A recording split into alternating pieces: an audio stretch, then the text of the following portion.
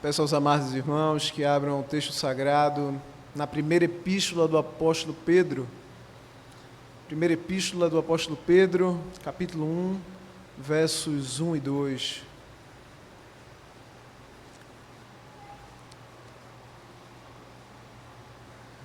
Tendo em vista que a pregação já houve pela manhã nos Salmos, nessa situação um pouco peculiar, hoje a gente vai ver um pouco dessa epístola.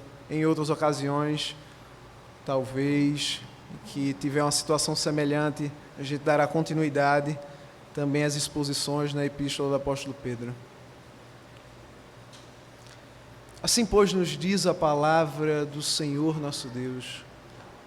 Pedro, apóstolo de Jesus Cristo, aos eleitos que são forasteiros da dispersão no Ponto, Galácia, Capadócia, Ásia e Bitínia, eleitos segundo a presciência de Deus Pai, em santificação do Espírito, para a obediência e a aspersão do sangue de Jesus Cristo, graça e paz vos sejam multiplicadas.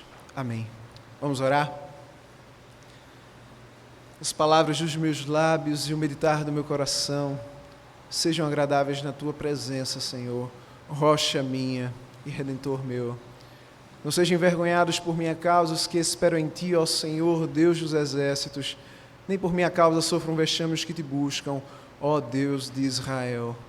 Senhor nosso Deus, estamos aqui perante Ti, perante a Tua Escritura Sagrada, Senhor, que a exposição da Tua Palavra possa, de fato, tocar o nosso coração, iluminar a nossa mente, renovar-nos em nossa vida, segundo a Tua imagem. Tenha piedade de nós, pecadores, Senhor nosso Deus, dá-nos ouvidos para ouvir a Tua voz, adestra os lábios do pregador, como a Tua palavra diz no Salmo 45, ao Rei consagro que compus, a minha língua é como a pena de habilidoso escritor. Santifica o Teu nome, Senhor, na pregação, que Cristo venha a ser evidenciado, venha a ser exposto, que o Espírito Santo testifique em nossos corações, com a palavra, através da palavra. É isso que nós Te rogamos, ó Pai, em nome de Jesus. Amém. Como os irmãos devem saber, tenho uma certa afeição por Santo Agostinho. Agostinho de Hipona, nas suas confissões, tem um livro que é bastante particular, livro 10, em que ele vai trazer diversas questões teológicas, filosóficas, e numa das suas primeiras considerações é o motivo das suas confissões, o porquê ele estava a trazer à tona aquelas questões. E uma das coisas que ele traz à tona é que não é simplesmente para dizer quem ele era, mas quem ele é. Aquilo que há de pecado, ele confessa para o seu desagrado e para que Deus lhe seja propício em misericórdia. Aquilo que ele fez, que há de virtuoso, ele põe na conta do Senhor, ele atribui ao Senhor. E em um certo momento na sua reflexão, no livro 10, no capítulo 17, primeiro parágrafo, ele vai trazer uma reflexão sobre quem ele é. Ele diz basicamente o seguinte: e que sou eu, ó meu Deus, e qual é a minha natureza? É interessante como ele vai diante de Deus para buscar saber a sua identidade, quem ele verdadeiramente é. Existe uma escritora judia, Hannah Arendt, que ela cita até mesmo esse texto para mostrar como que o homem não pode por si só se autodefinir. É como se ele tivesse que saltar a sua própria sombra. É necessário que haja uma referência transcendente que de fato defina quem ele é, a sua identidade. E o que isso tem a ver com o nosso texto? A gente vai ver uma saudação em que o apóstolo se apresenta. Ele vai mostrar quem ele é. ele vai se dirigir aos seus destinatários, aos destinatários da carta, e vai trazer algumas considerações, quem eles são a partir desse evangelho que é trinitário. Então, nessas considerações, irmãos, a gente vai tomar em reflexão, a partir desse texto, questões relacionadas à nossa própria identidade, a partir da palavra, a partir do próprio Deus. Uma referência sólida, verdadeira. Agostinho, nesse mesmo livro, ele vai dizer que, uma vez que Deus é verdadeiro, aquilo que ele diz a respeito do homem, do que o homem é autoconhecimento. Nesse esteio, portanto, vamos desenvolver a exposição de hoje. E é interessante a gente ter algumas considerações introdutórias da própria carta. Não é simplesmente um prefácio, uma saudação destituída, alheia de toda a teologia que vai ser desenvolvida nos 5 capítulos, de forma alguma. Precisamos tomar em consideração quem é o autor dessa carta. A gente já vê de antemão, é pacífico isso, que o autor é Pedro, o apóstolo. A data dessa epístola, ela vai se dar por volta dos anos 60 a 68 depois de Cristo. O local onde essa carta ela se dá, muito provavelmente, é em Roma. Se não, vejamos, abramos o texto sagrado, lá em 1 Pedro ainda, capítulo 5, verso 13. Pedro ele vai se identificar de onde ele escreve. Ele vai dizer o seguinte: aquela que se encontra em Babilônia, também eleita, vos saúda, como igualmente meu filho Marcos. Babilônia aqui, muito provavelmente, não é uma indicação da Babilônia dos tempos antigos, mas é uma Babilônia figurativa, apontando para o Império Romano. Então, desta forma, não é a primeira vez que isso acontece. A gente pode ver, por exemplo, em Apocalipse, capítulo 17, versos 5 e 9, em que vai ser exposto a Babilônia, a grande meretriz, uma referência a Roma. Então, a gente tem uma ideia do autor, do local onde a carta foi escrita, do ano, por volta do ano 60, 68, depois de Cristo. E é interessante a gente tomar em consideração algumas das mensagens, afinal de contas são 5 capítulos, e uma das mensagens principais consiste em animar, encorajar, consolar os santos, que aqui ele vai trazer à tona como que são os eleitos, estão na dispersão. A gente vai tratar um pouco mais a respeito disso, encorajá-los a respeito da excelência da herança que lhes foi dada em Cristo. É assim como o apóstolo Pedro começa essa carta: bendito Deus e Pai de nosso Senhor Jesus Cristo, que por sua muita misericórdia nos regenerou para uma viva esperança mediante a ressurreição de Cristo dentre os mortos, para uma herança incorruptível, sem mácula, imacessível, reservada nos céus para vós outros, que sois guardados pelo poder de Deus mediante a fé, para a salvação preparada para revelar-se no último tempo. Então ele está a animar os santos em face dessa herança incorruptível, imperecível, gloriosa, que está reservada nos céus, nessa viva esperança que é o Senhor Jesus.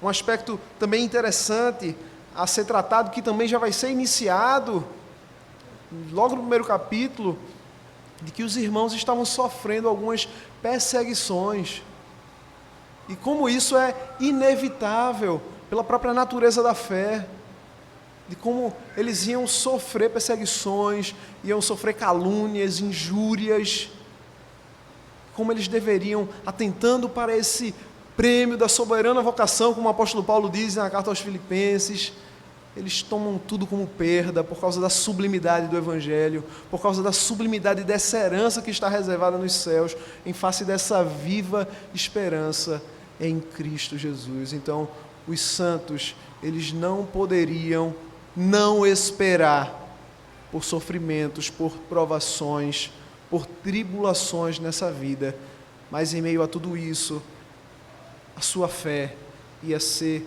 como que lapidada. O valor da fé dos santos ia ser evidenciado.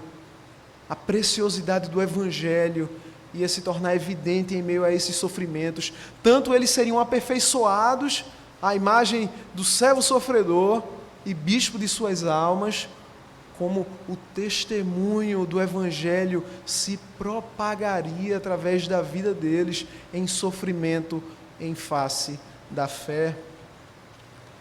Um outro tema que vai permear a carta diz respeito à santidade na vida.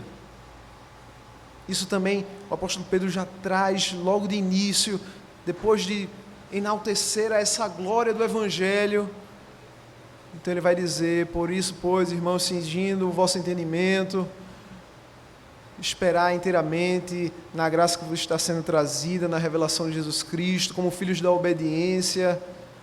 Não vos amoldeis às paixões que tinhas anteriormente na vossa carne.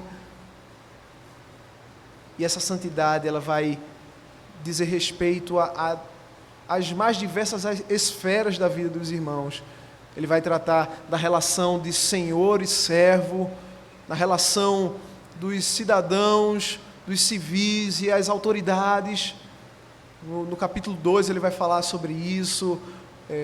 Amai os irmãos, honrai o rei, temei a Deus.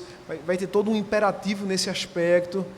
Vai falar um pouco sobre essa santidade no lar, no trato das esposas. Muitas dessas a quem ele se destinava na carta eram casadas, elas eram convertidas, mas os seus maridos não. Não foi uma questão de casamento misto, mas elas eram incrédulas e passaram a abraçar a fé. E que, como no trato, na boa conduta, o Evangelho seria comunicado aos seus maridos pelo procedimento santo das mulheres de Deus. Nas mais diversas situações, no trabalho, nas relações civis, no Estado, na sociedade, nas relações interpessoais, na comunhão da igreja, no governo da igreja, todo esse aspecto da santidade. Uma vez que o nosso Pai é santo, os seus filhos também o são e devem evidenciar isso em toda a sua vida. Afinal de contas, Cristo não é meramente uma verdade religiosa em que estamos a fruir de uma experiência transcendental aqui, nesse nosso momento. Simplesmente lá fora a gente vive como se Deus não existisse. Não. Cristo é Senhor sobre o homem todo. Ele é o Criador e Redentor do homem todo. E, portanto, a santidade da vida dos crentes deve dizer respeito a todas as esferas de sua vida, de sua vocação.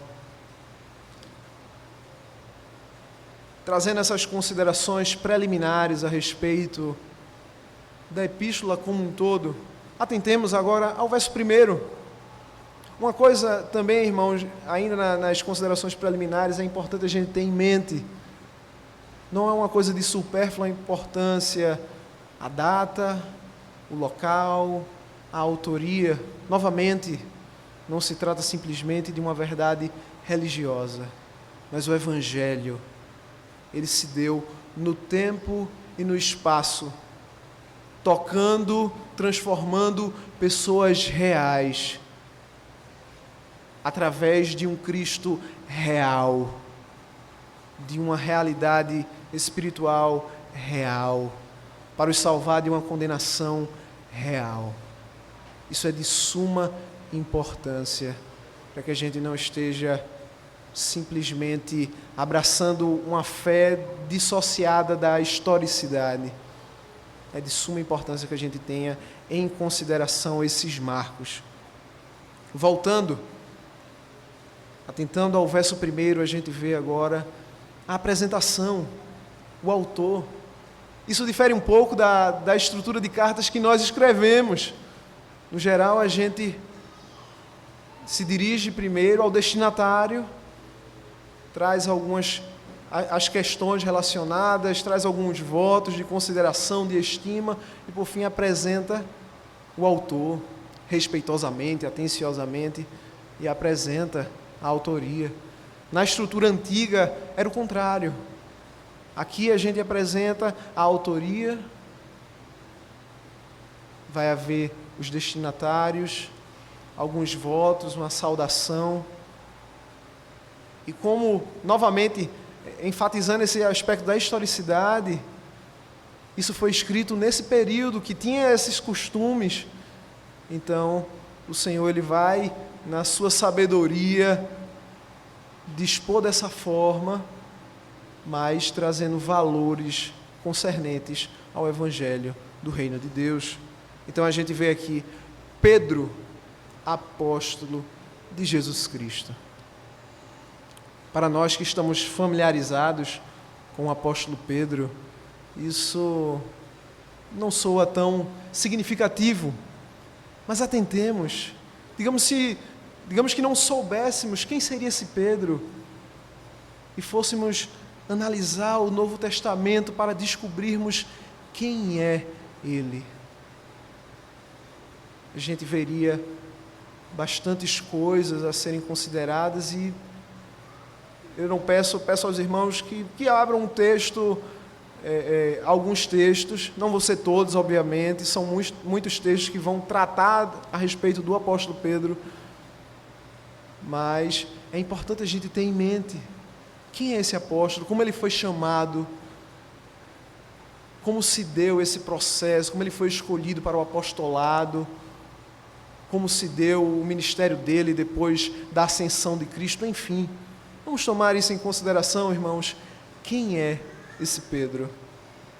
A gente vai ver, por exemplo, nessa breve história, a sua vocação. Ela tanto se encontra em João, no capítulo 1, versos 40 a 42, como em Lucas, capítulo 5, versos 1 ao verso 11. É interessante como, por exemplo, no Evangelho de João Batista apresenta: eis o Cordeiro de Deus. E André, que era discípulo de João, atentando que aquele era o Messias, vai até a Cristo. E logo após, chama Pedro, chama Simão. Cristo, o filho de Davi, o Messias, vem e vê, achamos o Cristo. Pedro vai ao encontro do Deus homem. E nesse encontro a gente já vê uma transformação. Cristo se dirige ao apóstolo Pedro: Simão, filho de João, serás chamado Cefas, que quer dizer Pedro. Cefas é o termo aramaico para Pedro. Isso é interessante, irmãos. Não é simplesmente um novo nome. Se a gente for olhar a própria estrutura lá de Gênesis capítulo 2, Deus conferiu autoridade a Adão para dar nome às coisas. Isso mostra a autoridade de Adão sobre a criação. Cristo, ao dar nome a Pedro, tu serás chamado Cefas. Ele está exercendo essa autoridade. Cristo o vocaciona. Em Lucas capítulo 5 vai ser tratado um outro aspecto dessa vocação. Pedro, pescador, depois de noites a fio de pesca sem sucesso algum, cede o barco a Cristo para que Cristo possa ensinar a multidão. E logo após, Cristo vai e manda que ele jogue a rede ao mar. Após isso, há uma multidão de peixes na rede. Pedro reconhece ali que era pecador diante do Messias, e Cristo o vocaciona. E a partir dali ele passa a ser pescador de homens. Não para aí, irmãos, a gente vê Também, por exemplo, no capítulo 6 de Lucas, versos 12 a 16, esse discípulo, ele vai ser um dos 12 escolhidos para o apostolado, já no ministério terreno de Cristo. Ele é chamado, ele é separado para o apostolado. Uma outra passagem importante, a gente vai ver, por exemplo, em Mateus capítulo 16, versos 13 a 20. Uma passagem bastante conhecida, em que Cristo vai perguntar aos discípulos quem ele era, o que os outros diziam a respeito de quem Cristo era e o que os discípulos diziam a respeito de Jesus. Então Pedro vai dizer: tu és o Cristo, o Filho do Deus vivo. Cristo vai dizer: bem-aventurado és tu, Simão Bar-Jonas, porque não tu revelou nem a carne, nem o sangue, mas o Espírito. Então, ele traz à tona essa realidade que sobre essa pedra Cristo edificaria a sua igreja. Logo após isso, a gente se identifica, Cristo vai estar falando sobre a necessidade que ele tinha de ir a Jerusalém, ser julgado injustamente pelos anciãos, esbofeteado, ser crucificado, ser morto, sepultado, e ao terceiro dia ressuscitaria. E Pedro começa a dissuadi-lo: não, Senhor, não é dessa forma, não diga isso. E o mesmo Pedro que reconhece que Cristo é o Filho do Deus vivo, é aquele a quem Cristo vai dizer: arreda, Satanás, pois não cogitas das coisas de Deus, mas dos homens. É o mesmo Pedro que em Mateus capítulo 17, na transfiguração, contemplando Cristo glorificado, ele vai dizer: bom é estarmos aqui, façamos 3 tendas, uma para ti, uma para Moisés, outra para Elias. A gente vê esse apóstolo, por vezes impulsivo nas respostas, por vezes acertadamente, outras vezes nem tanto. A gente vê também, numa parte mais escura da história do apóstolo, no capítulo 26 de Mateus, aquele processo na noite em que Cristo é traído, ele vai anunciar que eles seriam dispersos, de que eles se esconderiam diante daquele processo de aprisionamento do Salvador. E Pedro vai dizer: não, Senhor, ainda que todos eles te neguem, eu não negarei. E Cristo diz a ele: em verdade te digo, que nesta noite, antes que o galo cante, 3 vezes me negarás. É o apóstolo que foi tão pretensamente corajoso, mas no fim das contas temeu aos homens, negou a Cristo por 3 vezes, e vai dizer o texto que ele chora amargamente. É o mesmo Pedro que, diante do processo dos soldados irem aprisionar Cristo, ele corta a orelha do soldado Malco, e Cristo o repreende nesse sentido, uma vez que era necessário que se cumprisse as Escrituras sagradas. Diante dessa situação, Cristo morreu, depois ressuscitou, e o apóstolo, na sua culpa por ter negado o Deus homem 3 vezes, ele que tão pretensamente tinha se disposto até ser um mártir por antecipação de Cristo, ele está agora ali no mar da Galileia, pescando, aquilo para que ele não foi chamado. E Cristo visita os discípulos naquela situação. Quando Pedro toma nota disso, isso a gente tem registrado em João no capítulo 21, a partir do verso 7, sabendo que é o Mestre, ele se veste e se joga no mar. Depois, Cristo se achega a Pedro: Pedro, tu me amas? Sim, Senhor, sabes que eu te amo. Pedro, tu me amas? Sim, Senhor, sabes que eu te amo. Pedro, tu me amas? Então, diante da terceira pergunta, ele se encontra como que quebrantado diante de Cristo. Sim, Senhor, tu sabes todas as coisas, tu sabes que eu te amo. E Cristo, nas 3 vezes em que Pedro afirma isso, o renova: apacenta as minhas ovelhas, apacenta os meus cordeirinhos, apacenta as minhas ovelhas. A partir disso, Cristo é assunto aos céus. Vem o Pentecostes, eles são revestidos de poder do Espírito Santo. E há o primeiro discurso de Pedro, a primeira pregação poderosíssima. Cerca de 3.000 pessoas são convertidas naquele momento. E aquele outrora apóstolo atemorizado pelos homens, agora ele vai estar na intrepidez a proclamar o Evangelho, a expor Cristo crucificado, a pedra que os construtores, isto é, o Sinédrio, tinha rejeitado, mas que Deus fez pedra angular. Ele expõe a Cristo com destemor, importando mais obedecer a Deus do que aos homens, diante do julgamento, diante da perseguição. O próprio Sinédrio vai reconhecer que ele e João, eles estiveram com o Senhor. No capítulo 10, a gente vê também uma questão que é crucial em Atos dos Apóstolos, no tocante à vocação dos gentios.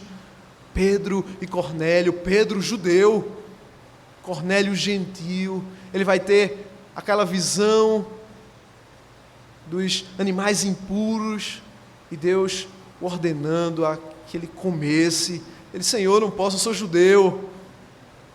E mais uma vez, Deus o exorta: não tornes comum aquilo que Deus purificou. Pedro vai até a casa de Cornélio e anuncia o Evangelho. O Espírito Santo se manifesta ali maravilhosamente. E ali a gente já vê esse processo da vocação dos gentios em Atos de forma mais desenvolvida, o que vai ser tratado até no Concílio de Jerusalém. O apóstolo Pedro, ele vai trazer isso em consideração no capítulo 15, versos 6 a 11, falando da não necessidade da circuncisão, uma vez que os gentios tinham recebido pela fé a Cristo, tinham sido santificados pela fé, tinham recebido o Espírito Santo, assim como os judeus, de sorte que não haveria necessidade de circuncisão mais. Diante de dessa sumária apresentação do apóstolo Pedro, o que é interessante, irmãos, não é nem tanto a pessoa dele simplesmente, mas é o que Cristo fez na vida do apóstolo Pedro. Eu vejo Pedro, mas na verdade eu contemplo Cristo. Eu vejo o Cordeiro que o purificou, que o santificou, que o separou. E eu não vejo simplesmente o apóstolo, um pescador meramente, mas eu vejo Cristo em Pedro. Ele é apóstolo de Cristo. Ele foi enviado por Cristo. Ele pertence ao Senhor. E o que ele é, a sua identidade, seja como apóstolo, mas como Pedro, a sua identidade está no Salvador Jesus Cristo. Algumas considerações no tocante ao seu apostolado. Uma vez que ele é apóstolo de Cristo, aquele que recebe a palavra de Pedro, recebe aquele que o enviou, isto é, a Cristo. Desta forma, rejeitar a palavra que Pedro está a proclamar na sua epístola, bem como no seu ministério, seria rejeitar a palavra de Cristo. A sua autoridade não é absoluta, originária, mas é delegada, de modo que a fonte de sua autoridade está no próprio Senhor Jesus. E rejeitar a palavra, rejeitar essa mensagem, é rejeitar ao próprio Cristo.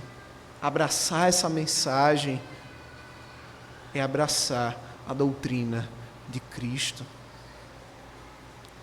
Feitas essas considerações no tocante ao autor, agora ele passa, Pedro, apóstolo de Jesus Cristo, aos eleitos, que são forasteiros da dispersão no Ponto, Galácia, Capadócia, Ásia e Bitínia.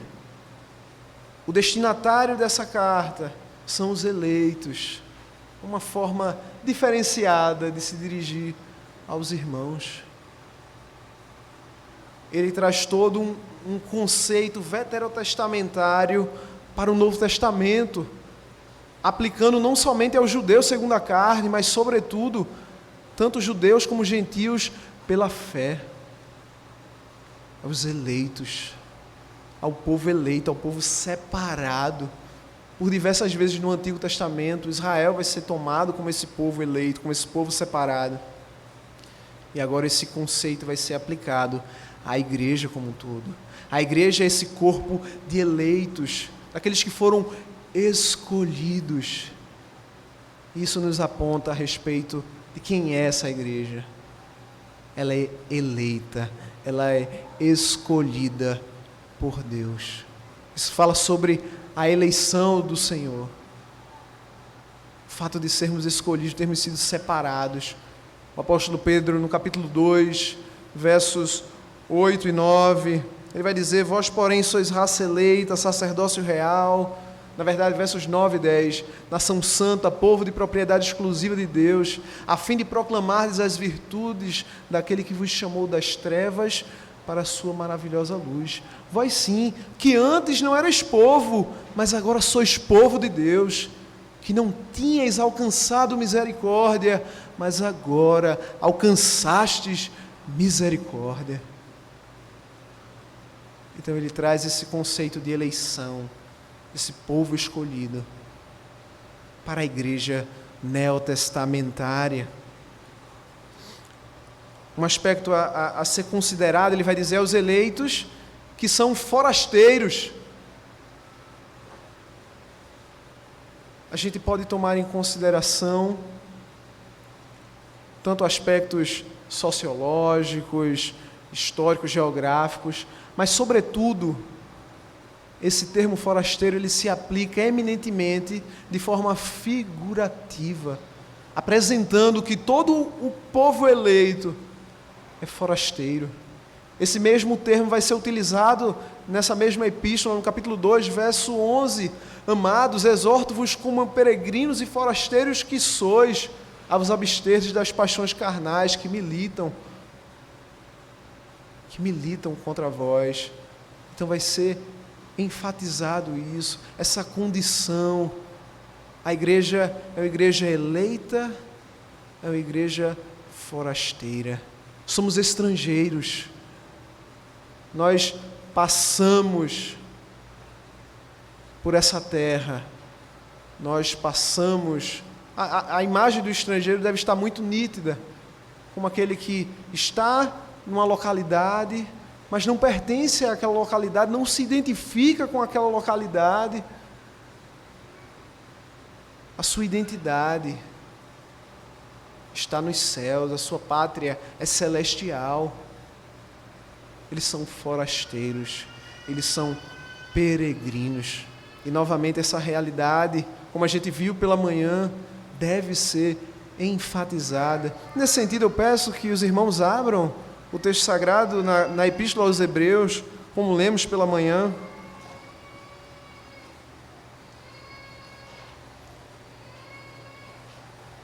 Esse conceito ele vai novamente ser tratado. Hebreus 11, versos 8 ao 10, vai dizer assim: pela fé Abraão, quando chamado, obedeceu a fim de ir para um lugar que devia receber por herança, e partiu sem saber aonde ia.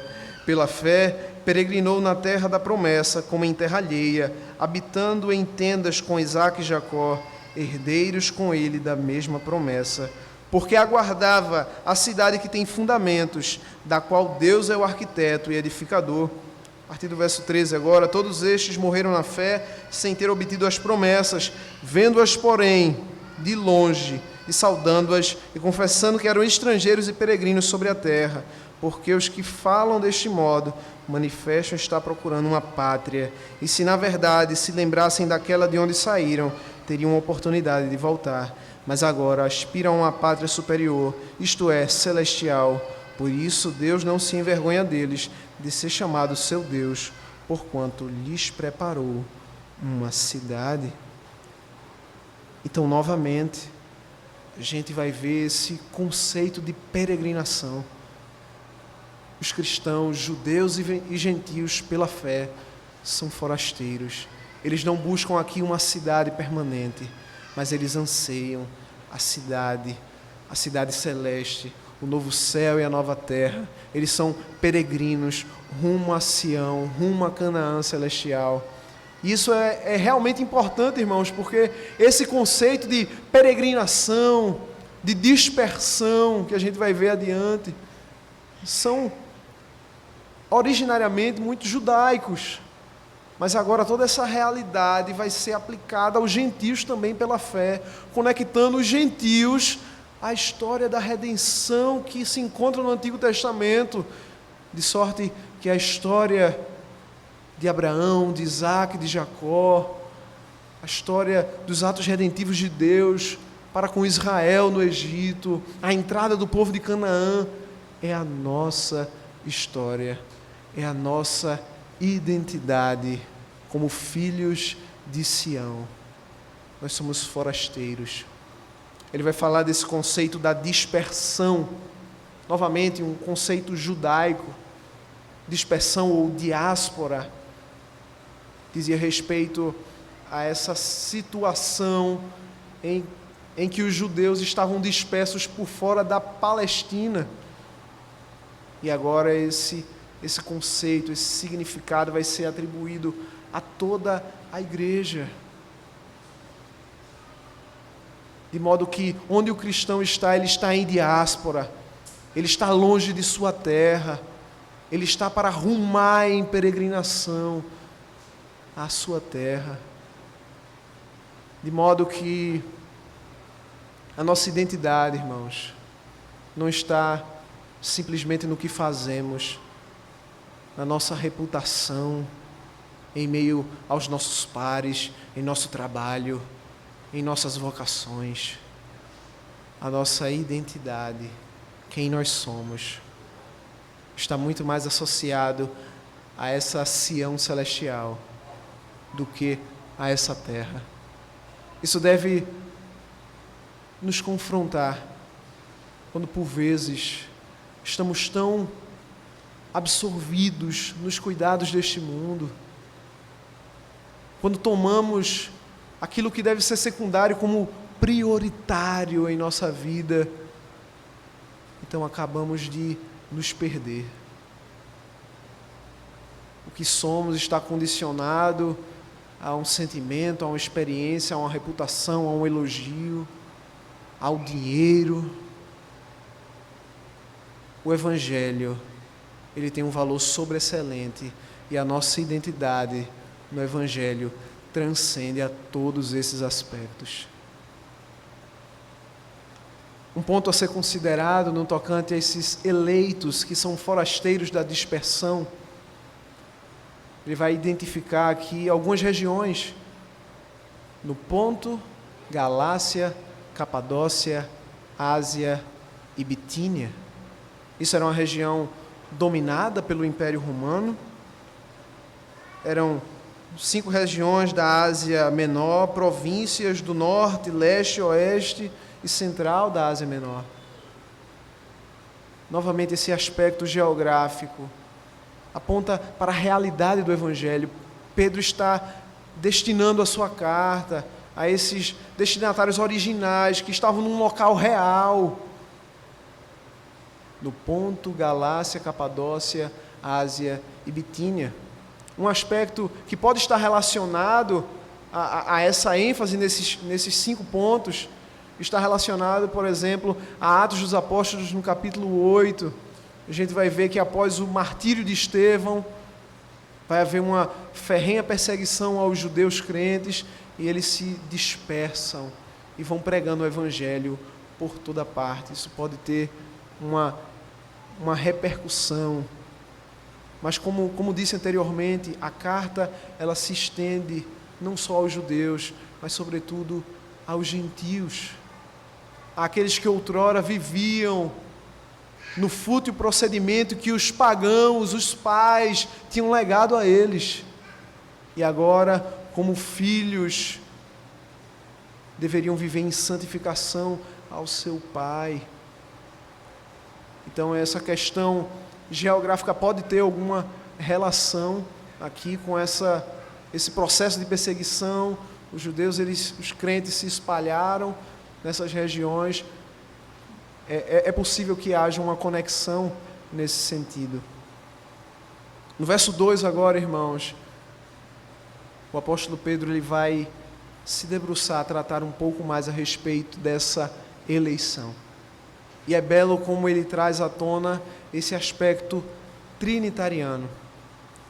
Uma questão a ser ressaltada, no original grego, não é eleitos segundo a presciência de Deus Pai. Esse termo eleitos não se encontra.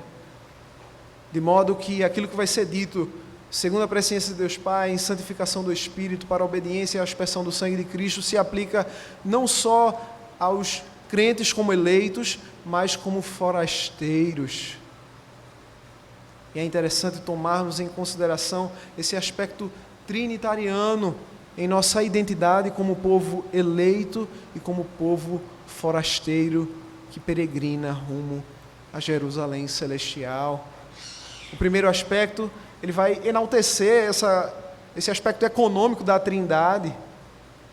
O Pai elege, o Espírito Santo santifica, o Filho asperge o seu sangue. E aqui a gente vai se debruçar minuciosamente nesse primeiro aspecto, eleitos segundo a presciência de Deus Pai. Aqui há uma questão sobre o que seria essa presciência. Somos eleitos segundo a presciência.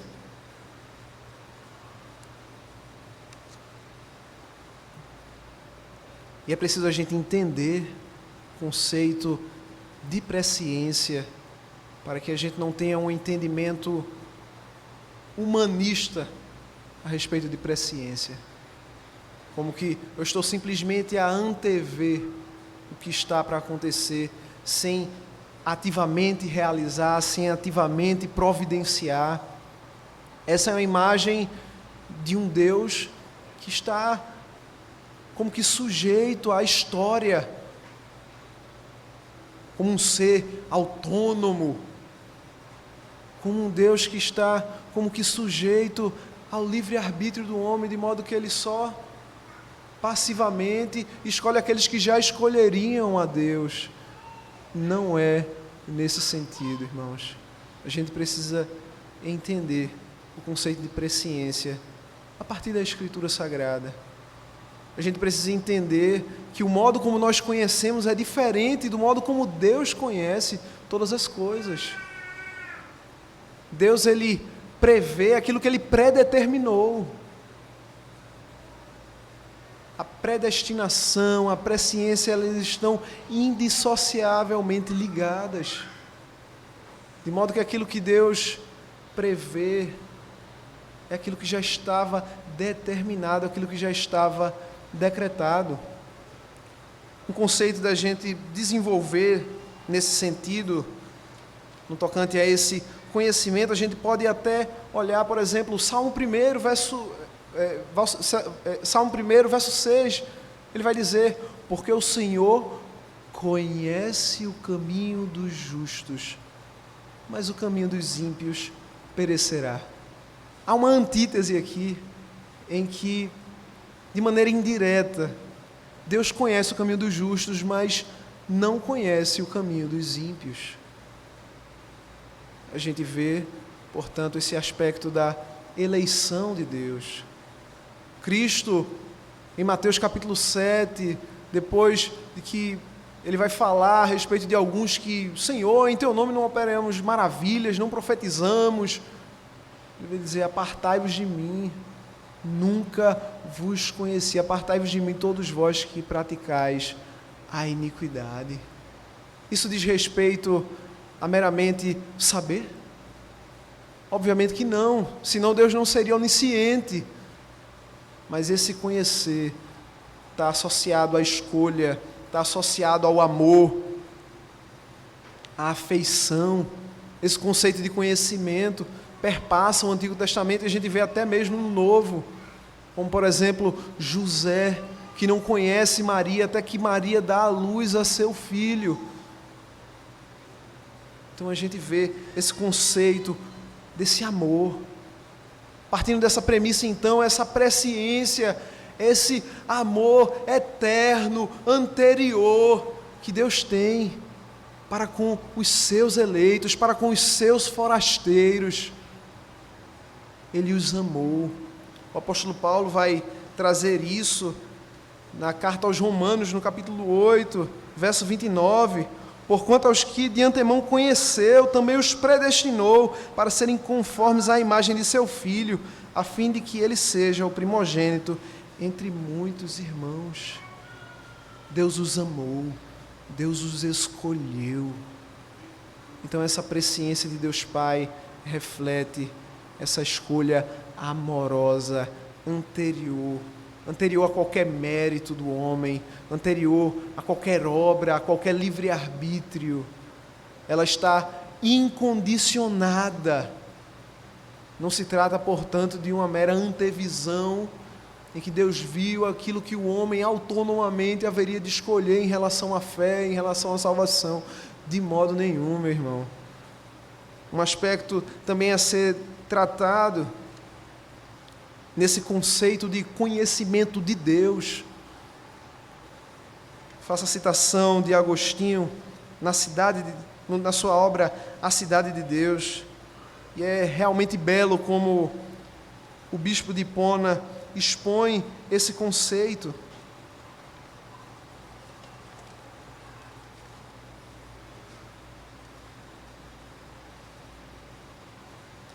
Ele vai dizer o seguinte, no livro 11, capítulo 10, parágrafo 3º da Cidade de Deus. Atente, irmãos. Deus nada fez sem conhecimento, o que não se pode dizer com justiça de qualquer obreiro humano. Portanto, se ele tudo fez sabendo, fez as coisas que conhecera.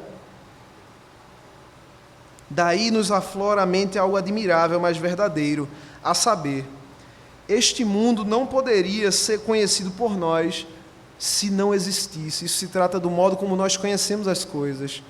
Nós não conheceríamos o mundo se ele não existisse. Mas, se Deus o não houvesse conhecido, não poderia existir. Veja com que brilhantismo Agostinho ele expõe esse conceito do conhecimento de Deus. Nós só conhecemos aquilo que existe. No tocante a Deus, isso ou aquilo existe somente se Ele conhece. Aquilo que está na sua mente é aquilo que realmente existe. É aquilo que Ele decretou para que existisse. Então, aquele que é eleito segundo a presciência de Deus Pai, é aquele que realmente foi eleito.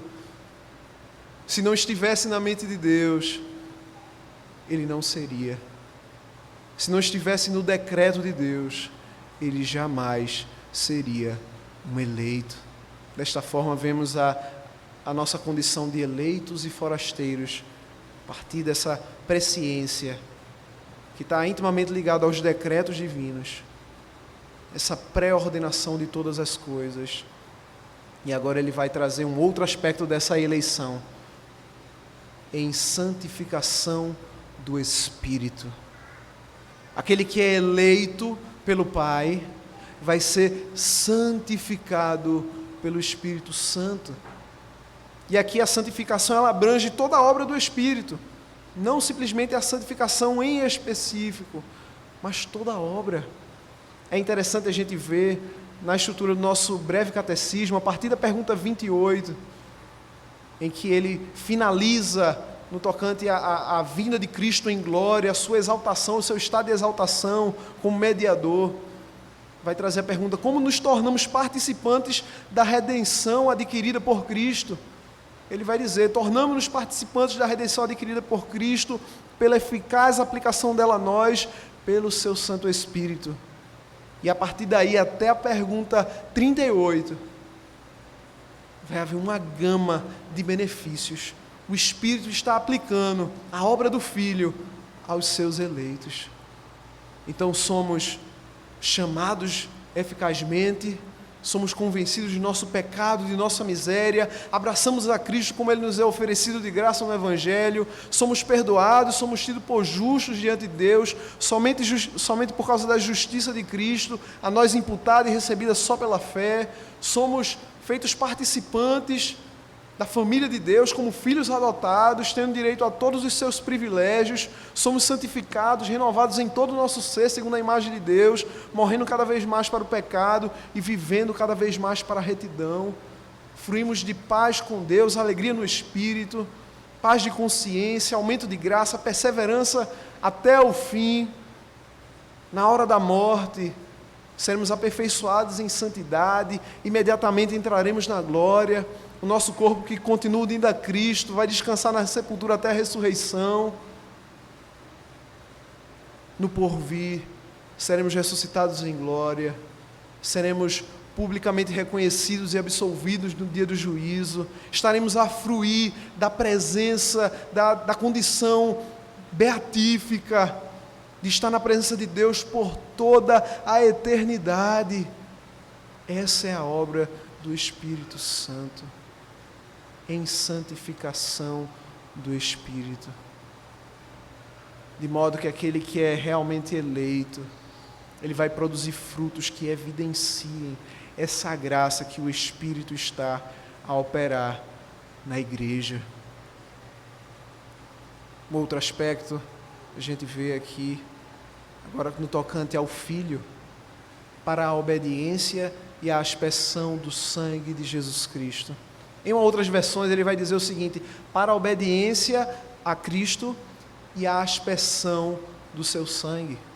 Isso nos mostra como que essa eleição segundo a presciência de Deus Pai, em santificação do Espírito, ela tem um fim.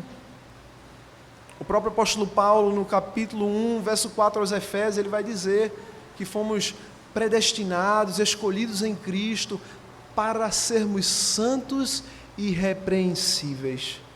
E aqui, na Epístola de Pedro, vai falar para a obediência a Cristo. Fomos eleitos, somos forasteiros para obedecermos a esse grande Salvador. E de uma forma muito específica, a nossa obediência a Jesus Cristo, ela não se dá para sermos justificados ou condenados por essa lei. Mas a regra perfeita de obediência, ela vai ser atentada e ela vai evidenciar o quanto somos devedores desse grande Salvador que nós temos e assim seguimos os seus passos. Então fomos eleitos para a obediência, de modo que, se não há fruto de obediência em nós, irmãos, reexaminemos o nosso coração, se realmente estamos em Cristo. Tomemos em consideração esses frutos, esse fim, a servidão voluntária a esse grande Salvador que veio não para ser servido, mas para servir e dar a sua vida em resgate por muitos. E fazendo um gancho com isso, agora a gente vê esse outro aspecto, a aspersão do sangue de Jesus Cristo. Esse texto, ele faz ecoar um outro texto do Antigo Testamento. Eu peço que os irmãos abram o texto sagrado, lá no livro de Êxodo, capítulo 24, verso 8. Êxodo capítulo 24, verso 8, após uma renovação da aliança, o profeta Moisés, ele vai aspergir o sangue. E assim diz: então tomou Moisés aquele sangue e o aspergiu sobre o povo e disse: eis aqui o sangue da aliança que o Senhor fez convosco a respeito de todas estas palavras. Então ele nos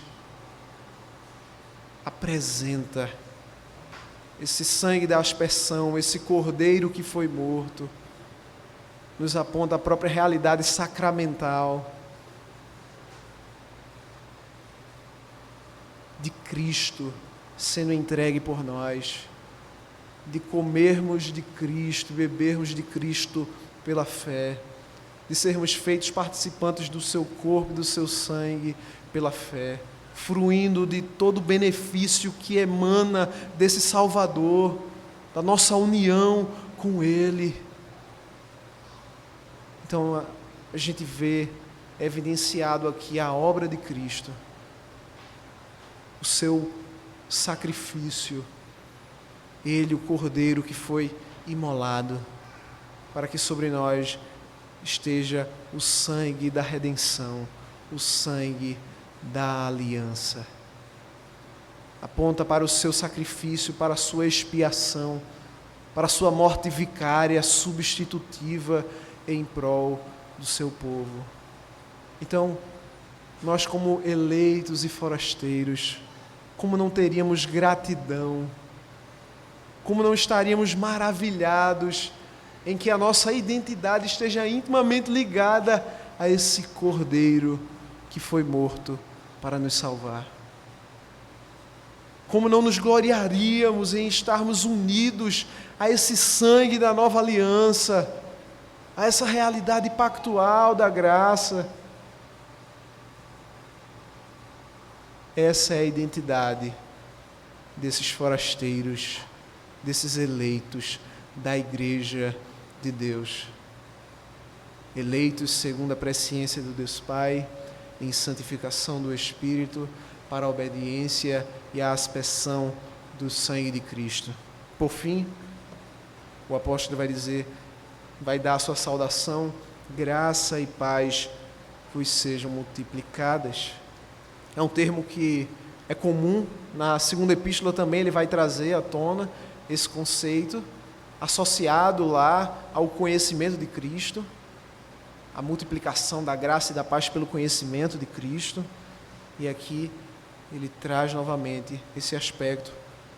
E não é uma mera saudação, irmãos.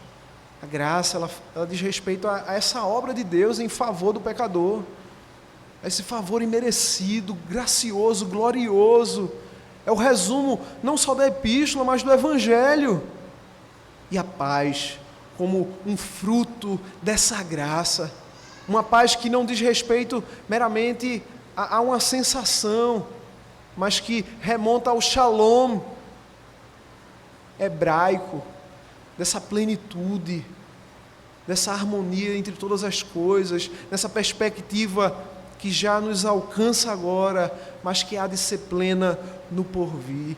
Graça e paz vos sejam multiplicadas. Há como que uma progressão, a cada passo, a cada progressão na caminhada, um aumento de graça, um aumento de fruição dessa paz. Graça e paz vos sejam multiplicadas. Pertence aos eleitos, aos forasteiros, à igreja, a graça e a paz de Deus. Feitas essas considerações, irmãos, que usos, diante daquilo que já foi aplicado, que lições podemos extrair desse texto? Que possamos atentar para a glória do Evangelho na vida de Pedro, como Cristo, de forma tão gloriosa, o chama, lhe dá um novo nome, assim como Yahvé no Antigo Testamento muda o nome de Abrão, de Sarai, de Jacó, de forma redentiva, a apresentar a sua aliança. E contemplamos a glória do Evangelho na vida de Pedro. E isso nos exorta ao testemunho. O Cristo que operou na vida de Pedro, o Evangelho que transformou Pedro e quem ele era, é o Evangelho que nos transforma e que deve transformar a vida daqueles que estão ao nosso redor. Um outro aspecto, quanto a esse nosso resgate, somos eleitos, somos forasteiros, somos peregrinos. Existe um hino do nosso inário, Brilho Celeste, ele fala um pouco sobre isso. Peregrinando por sobre os montes e pelos vales, sempre na luz, Cristo promete nunca deixar-me, eis-me convosco, disse Jesus. A aspiração pelo reino do porvir deve ser algo contínuo em nós. A pandemia, ela serviu de certo modo para nos despertar a isso, irmãos. Atentarmos à fugacidade, à brevidade de nossa vida, de como é rápido, é um sopro, mas o que é eterno está eternamente definido, ou eternamente com Cristo, em graça, em paz, ou eternamente com Cristo, em ira, em juízo. Devemos atentar a isso, resgatar essa nossa identidade, não para que vivamos como monges, venhamos abrir mão de nosso trabalho, não se trata disso, mas de priorizar o que deve ser priorizado, usar de todas estas coisas, mas fruir de Deus. Como diz Agostinho, ama-te muito pouco, aquele que ama outra coisa que não seja por tua causa, aquele que ama outra coisa que não seja por causa de Deus, ama a Deus muito pouco. É a Deus por quem suspiramos. Essa pátria celeste, devemos resgatar essa nossa identidade. Nesse sentido, lembra da pergunta de Agostinho, o que sou e qual é a minha natureza? Que possamos, a partir da própria Trindade, a partir da própria obra de Cristo, ver que quem nos define em primeiro e em último grau é o Deus triuno. É quem nós somos em Cristo. Não é o que eu faço, o meu trabalho, se eu sou dona de casa, se eu sou policial, se eu sou um oficial de justiça, um juiz, um empresário, um lavador de roupa, um mototaxista. Independe. Quem eu sou em Cristo. E esse significado, esse sentido a gente vai ter a partir do próprio Deus. Que venhamos nutrir esse processo de autoconhecimento a partir do conhecimento de nosso Deus triuno, de seu Evangelho. E assim teremos uma visão acurada de quem nós somos, da nossa miséria, do nosso pecado, das graças e virtudes que Deus já tem operado em nós para a sua própria glória, e não estar condicionados às instabilidades dessa vida fugaz e passageira. No tocante a essa eleição incondicionada, devemos atentar que não somos salvos pelo nosso mérito, não somos salvos porque estamos na igreja. Tudo isso é um reflexo, isso humilha a nossa jactância, o nosso orgulho, de modo que não podemos nos apresentar diante de Deus como aquele fariseu de Lucas capítulo 18, graças te dou, Senhor, que não sou como esse publicano. Não, essa eleição humilha a minha condição, não foi pelo que eu fiz, mas foi pelo que Deus em Cristo fez por mim. Isso também nos exorta para que não sejamos libertinos. Eu sou eleito, foi o que Deus em Cristo fez por mim e pronto. Os frutos dignos de arrependimento, os frutos próprios da operação do Espírito em nós. Devemos nos conduzir, como a gente viu, para a obediência a Cristo, em sujeição, de modo que sejamos conhecidos como aqueles que servem voluntariamente a esse amado Redentor, e não como aquele que vive dissolutamente, convertendo a graça de Deus em libertinagem, em dissolução, como Judas vai dizer na sua epístola.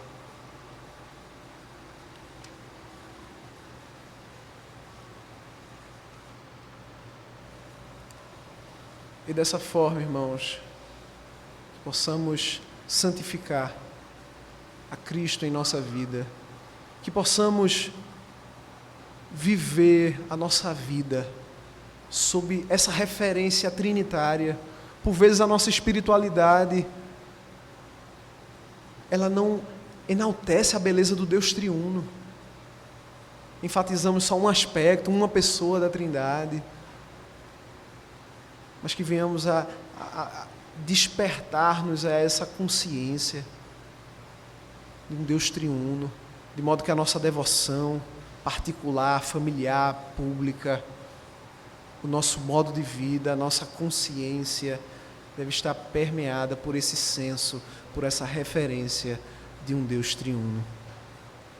Que Deus, assim, irmãos, nos abençoe, a fim de que o nome de Cristo seja santificado, a fim de que o nome do Pai que nos elegeu seja santificado, a fim de que o nome do Espírito seja santificado em nosso meio. Vamos orar?